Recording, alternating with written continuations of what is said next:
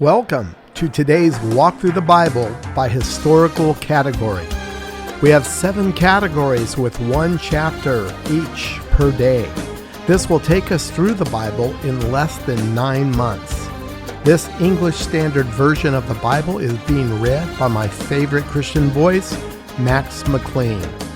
Our first category begins with the reading of the Torah, Genesis through Deuteronomy. This is God's law for Israel through Moses. Deuteronomy 20. When you go out to war against your enemies, and see horses and chariots and an army larger than your own, you shall not be afraid of them. For the Lord your God is with you, who brought you up out of the land of Egypt. And when you draw near to the battle, the priest shall come forward and speak to the people, and shall say to them, Hear, O Israel, today you are drawing near for battle against your enemies. Let not your heart faint. Do not fear or panic or be in dread of them. For the Lord your God is he who goes with you to fight for you against your enemies, to give you the victory. Then the officers shall speak to the people, saying, Is there any man who has built a new house and has not dedicated it? Let him go back to his house, lest he die in the battle, and another man dedicate it. And is there any man who has planted a vineyard and has not enjoyed its fruit? Let him go back to his house, lest he die in the battle, and another man enjoy its fruit. And is there any man who has betrothed the wife and has not taken her? Let him go back to his house, lest he die in the battle, and another man take her. And the officers shall speak further to the people, and say, Is there any man who is fearful and faint-hearted? Let him go back to his house, lest he make the heart of his fellows melt like his own. And when the officers have finished speaking to the people, then commanders shall be appointed at the head of the people. When you draw near to a city to fight against it, offer terms of peace to it. And if it responds to you peaceably and it opens to you, then all the people who are found in it shall do forced labor for you and shall serve you. But if it makes no peace with you, but makes war against you, then you shall besiege it. And when the Lord your God gives it into your hand, you shall put all its males to the sword. But the women and the little ones, the livestock and everything else in the city, all its spoil, you shall take as plunder for yourselves, and you shall enjoy the spoil of your enemies, which the Lord your God has given you. Thus you shall do to all the cities that are very far from you, which are not cities of the nations here. But in the cities of these people that the Lord your God is giving you for an inheritance, you shall save alive nothing that breathes, but you shall devote them to complete destruction. The Hittites and the Amorites, the Canaanites and the Perizzites, the Hivites and the Jebusites, as the Lord your God has commanded, that they may not teach you to do according to all their abominable practices that they have done for their gods, and so you sin against the Lord your God. When you besiege a city for a long time, making war against it in order to take it, you shall not destroy its trees by wielding an axe against them. You may eat from them, but you shall not cut them down. Are the trees in the field human, that they should be besieged by you? Only the trees that you know are not trees for food you may destroy and cut down, that you may build siege works against the city that makes war with you until it falls. Our second category walks us through Israel's history, beginning with the book of Joshua through the book of Esther. 1 Chronicles 22. Then David said, Here shall be the house of the Lord God, and here the altar of burnt offering for Israel. David commanded to gather together the resident aliens who were in the land of Israel, and he set stonecutters to prepare dressed stones for building the house of God. David also provided great quantities of iron for nails for the doors of the gates and for clamps, as well as bronze in quantities beyond weighing, and cedar timbers without number. For the Sidonians and Tyrians brought great quantities of cedar to David. For David said, Solomon my son is young and inexperienced, and the house that is to be built for the Lord must be exceedingly magnificent, of fame and glory throughout all lands. I will therefore make preparation for it. So David provided materials in great quantity before his death. Then he called for Solomon his son, and charged him to build a house for the Lord, the God of Israel. David said to Solomon, "My son, I had it in my heart to build a house to the name of the Lord my God. But the word of the Lord came to me, saying, You have shed much blood, and have waged great wars. You shall not build a house to my name, because you have shed so much blood before me on the earth. Behold, a son shall be born to you, who shall be a man of rest. I will give him rest from all his surrounding enemies. For his name shall be Solomon, and I will give peace and quiet to Israel in his days. He shall build a house for my name. He shall be my son, and I will be his father. And I will establish his royal throne in Israel forever. Now, my son, the Lord be with you, so that you may succeed in building the house of the Lord your God, as he has spoken concerning you. Only may the Lord grant you discretion and understanding, that when he gives you charge over Israel, you may keep the law of the Lord your God. Then you will prosper if you are careful to observe the statutes and the rules that the Lord commanded Moses for Israel. Be strong and courageous, fear not, do not be dismayed. With great pains I have provided for the house of the Lord 100,000 talents of gold, 1,000,000 talents of silver, and bronze, and iron beyond weighing. For there is so much of it, timber and stone too, I have provided. To these you must add. You have an abundance of workmen, stone cutters, masons, carpenters, and all kinds of craftsmen without number, skilled in working gold, silver, bronze, and iron. Arise and work. The Lord be with you." David also commanded all the leaders of Israel to help Solomon his son, saying, "Is not the Lord your God with you? And has he not given you peace on every side? For he has delivered the inhabitants of the land into my hand, and the land is subdued before the Lord and his people. Now set your mind and heart to seek the Lord your God. Arise, and build the sanctuary of the Lord God, so that the ark of the covenant of the Lord and the holy vessels of God may be brought into a house built for the name of the Lord." Our third category captures the sad reality of Israel's fall, beginning with the prophet Isaiah and continuing through the last book of the Old Testament, Malachi. We see how God sent Israel prophets to call her back through repentance, yet foretelling of their imminent collapse as a nation, yet giving them hope for the distant future when they would eventually be restored and they finally would realize the fulfillment of all God's promises to them in the coming millennial kingdom. Daniel 2. In the 2nd year of the reign of Nebuchadnezzar, Nebuchadnezzar had dreams. His spirit was troubled, and his sleep left him. Then the king commanded that the magicians, the enchanters, the sorcerers, and the Chaldeans be summoned to tell the king his dreams. So they came in and stood before the king. And the king said to them, "I had a dream, and my spirit is troubled to know the dream." Then the Chaldean said to the king in Aramaic, "O king, live forever. Tell your servants the dream, and we will show the interpretation." The king answered and said to the Chaldeans, "The word for me is firm. If you do not make known to me the dream and its interpretation, you shall be torn limb from limb, and your houses shall be laid in ruins. But if you show the dream and its interpretation, you shall receive from me gifts and rewards and great honor. Therefore show me the dream and its interpretation." They answered a second time and said, "Let the king tell his servants the dream, and we will show its interpretation." The king answered and said, "I know with certainty that you are trying to gain time, because you see that the word from me is firm. If you do not make the dream known to me, there is but one sentence for you. You have agreed to speak lying and corrupt words before me till the times change. Therefore tell me the dream, and I shall know that you can show me its interpretation." The Chaldeans answered the king and said, "There is not a man on earth who can meet the king's demand. For no great and powerful king has asked such a thing of any magician or enchanter or Chaldean.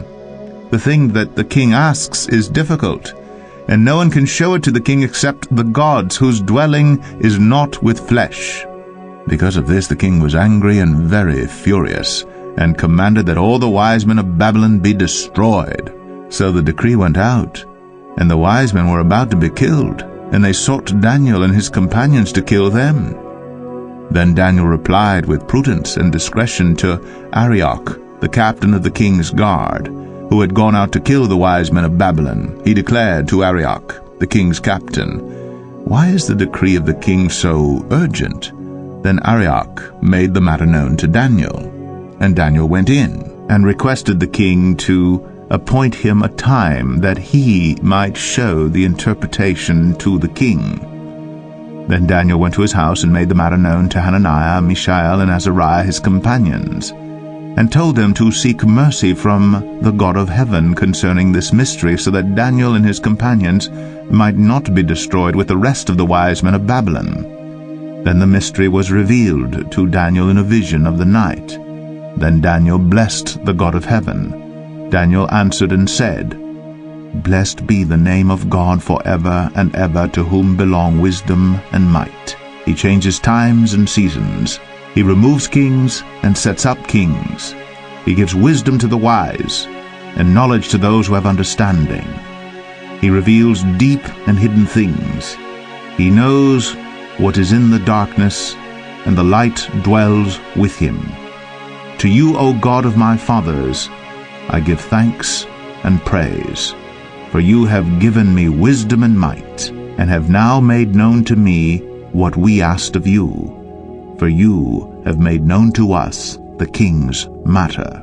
Therefore Daniel went in to Arioch, whom the king had appointed to destroy the wise men of Babylon. He went and said thus to him, "Do not destroy the wise men of Babylon. Bring me in before the king, and I will show the king the interpretation." Then Arioch brought in Daniel before the king in haste, and said thus to him, "I have found among the exiles from Judah a man who will make known to the king the interpretation." The king said to Daniel, whose name was Belteshazzar, "Are you able to make known to me the dream that I have seen and its interpretation?" Daniel answered the king and said, "No wise men, enchanters, magicians, or astrologers can show to the king the mystery that the king has asked. But there is a God in heaven who reveals mysteries, and he has made known to King Nebuchadnezzar what will be in the latter days. Your dream and the visions of your head as you lay in bed are these. To you, O king, as you lay in bed came thoughts of what would be after this. And he who reveals mysteries made known to you what is to be. But as for me, this mystery has been revealed to me, not because of any wisdom that I have more than all the living, but in order that the interpretation may be known to the king, and that you may know the thoughts of your mind. You saw, O king, and behold, a great image. This image, mighty and of exceeding brightness, stood before you, and its appearance was frightening. The head of this image was of fine gold, its chest and arms of silver, its middle and thighs of bronze, its legs of iron, its feet partly of iron and partly of clay. As you looked, a stone was cut out by no human hand, and it struck the image on its feet of iron and clay, and broke them in pieces. Then the iron, the clay, the bronze, the silver, and the gold all together were broken in pieces, and became like the chaff of the summer threshing floors, and the wind carried them away, so that not a trace of them could be found. But the stone that struck the image became a great mountain, and filled the whole earth. This was the dream. Now we will tell the king its interpretation. You, O king, the King of kings, to whom the God of heaven has given the kingdom, the power, and the might, and the glory, and into whose hand he has given, wherever they dwell, the children of man, the beasts of the field, and the birds of heaven, making you rule over them all, you are the head of gold. Another kingdom, inferior to you, shall arise after you, and yet a third kingdom of bronze, which shall rule over all the earth. And there shall be a fourth kingdom, strong as iron, because iron breaks to pieces and shatters all things. And like iron that crushes, it shall break and crush all these. And as you saw the feet and toes, partly of potter's clay and partly of iron, it shall be a divided kingdom. But some of the firmness of iron shall be in it, just as you saw iron mixed with the soft clay. And as the toes of the feet were partly iron and partly clay, so the kingdom shall be partly strong and partly brittle. As you saw the iron mix with soft clay, so they will mix with one another in marriage, but they will not hold together, just as iron does not mix with clay. And in the days of those kings, the God of heaven will set up a kingdom that shall never be destroyed, nor shall the kingdom be left to another people. It shall break in pieces all these kingdoms, and bring them to an end, and it shall stand forever. Just as you saw that a stone was cut from a mountain by no human hand, and that it broke in pieces the iron, the bronze, the clay, the silver, and the gold, a great God has made known to the king what shall be after this. The dream is certain, and its interpretation sure. Then King Nebuchadnezzar fell upon his face, and paid homage to Daniel, and commanded that an offering and incense be offered up to him. The king answered and said to Daniel, Truly, your God is God of gods and Lord of kings, and a revealer of mysteries, for you have been able to reveal this mystery. Then the king gave Daniel high honors and many great gifts, and made him ruler over the whole province of Babylon, and chief prefect over all the wise men of Babylon. Daniel made a request of the king, and he appointed Shadrach, Meshach, and Abednego over the affairs of the province of Babylon. But Daniel remained at the king's court.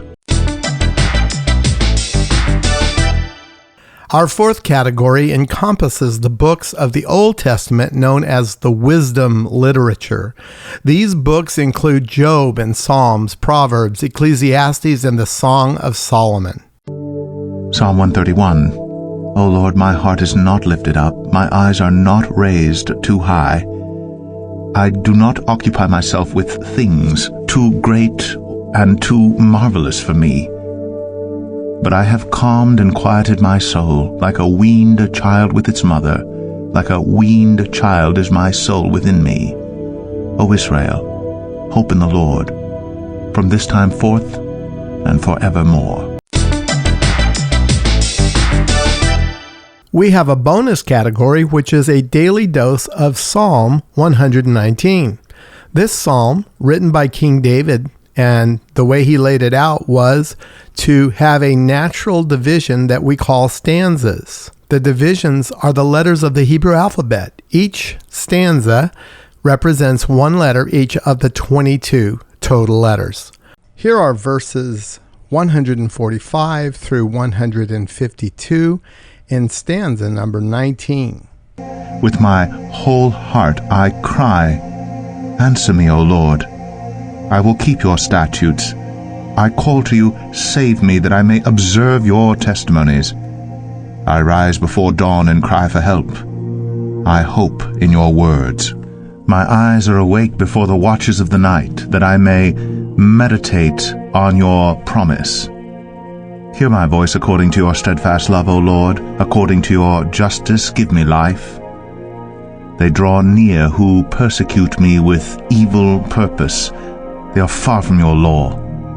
But you are near, O Lord, and all your commandments are true. Long have I known from your testimonies that you have founded them forever.